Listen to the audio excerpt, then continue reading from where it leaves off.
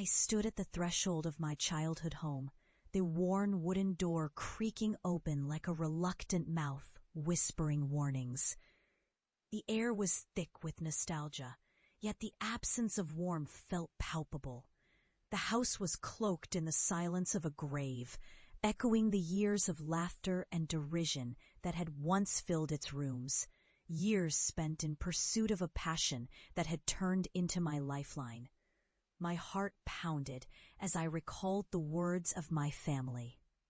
Spoken in mockery and disbelief, their laughter leaving scars deeper than I had ever let on. "Obsessed with mushrooms, are you? You'll lose your mind, you know," my father had sneered, shaking his head as if I were a wayward child. "You'll disgrace us all with your ridiculous, unhealthy pursuit." I had been fired from the biotech lab for reporting hallucinations caused by toxic mold. They had called me delusional, dismissed my claims as the ramblings of a mind unraveling. It was the last straw. I packed my gear and ventured into the decaying remnants of the city, where abandoned buildings stood like tombstones marking the death of reason. It was there, amidst the rot and despair, that I discovered the truth, the unsettling reality that fungi weren't just organisms, they were sentient, weaving a complex web of influence over minds and memories. Years passed, and while I had delved deeper into the realm of mycology, my family had remained blissfully ignorant. Focused on their normal lives, I became renowned, even feared, for my research that others dared not acknowledge. I published articles that made waves, revealing the terrifying capabilities of these organisms, how they manipulated thoughts, emotions, and even perceptions of reality. The world had begun to listen, albeit with trepidation, as I exposed horrors that haunted the very fabric of human experience.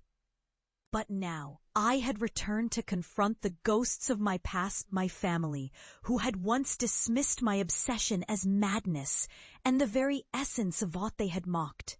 As I stepped inside, the familiar scent of home struck me, a blend of old wood and stale air mingled with the musty odor of regret. My mother emerged from the kitchen, her eyes widening in shock. "Is that really you?" she whispered, her voice a mix of disbelief and fear, as if facing a specter from her worst nightmare. "Mother," I said, my voice low and steady, "I've come back to show you what I've become." She recoiled, unsure whether to embrace me or retreat. My father joined her, his demeanor shifting from confusion to anger. "You think you can just walk back in here after what you've done?" he barked. "You're a disgrace. This is all nonsense. Fungi controlling minds? You've gone too far." At that moment, I felt the weight of their disbelief, a suffocating blanket that threatened to pull me back into the abyss. But I wasn't that vulnerable child anymore. I had faced terrors that would shatter their fragile understanding of reality. "You don't know what I've seen," I replied, my voice rising with urgency. A flicker of doubt crossed their faces, and I knew I had to show them. "Let me demonstrate," I said, my heart racing with a mixture of dread and anticipation. I retrieved a small glass vial from my bag, inhabited by a bioluminescent fungus that pulsed with an otherworldly glow, a manifestation of the very knowledge they had scorned. "This is a species I discovered in an abandoned hospital. It can influence perception, bending the mind to its will." Their expressions shifted from skepticism to horror as the vial glimmered ominously in the dim light. "Are you mad? You're playing with something you don't understand." My father shouted, his voice rising in pitch filled with a mixture of anger and fear. And then it happened.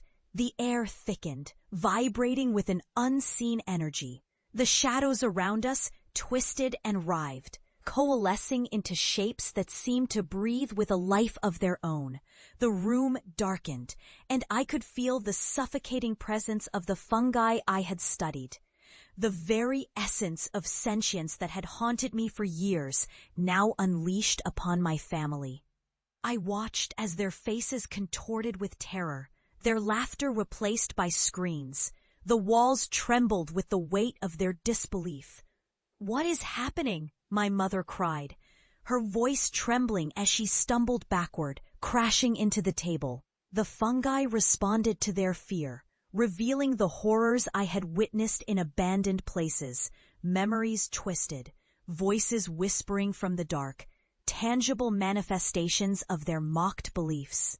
I could feel the knowledge coursing through me, a dark power that transcended their understanding. "Look at what you chose to ignore," I shouted over their cries. "This is the truth you laughed at. This is the world you refused to see." As they fell to their knees, I felt a sickening sense of vindication wash over me. Their mocking laughter now a distant echo, replaced by the haunting realization of their own ignorance. Finally, as the shadows receded, leaving them gasping for breath, I spoke softly. "You dismissed my obsession as madness, but I survived it. I faced what you were too afraid to confront." I turned to leave, the weight of their newfound understanding hanging in the air like a heavy fog. As I stepped back into the world beyond, I felt a bittersweet satisfaction. The shadows of my past had become my armor, and the horrors I had faced were not just a curse, but a blessing. An unsettling reminder that some truths are too dark to bear, and that vindication often comes at a harrowing cost. In that moment, I realized that while I had emerged victorious, the true horror lay in their eyes, haunted by the knowledge of what they had lost in their scorn. The door closed softly behind me, sealing away the whispers of disbelief. And as I walked into the darkness, I knew I would never look back.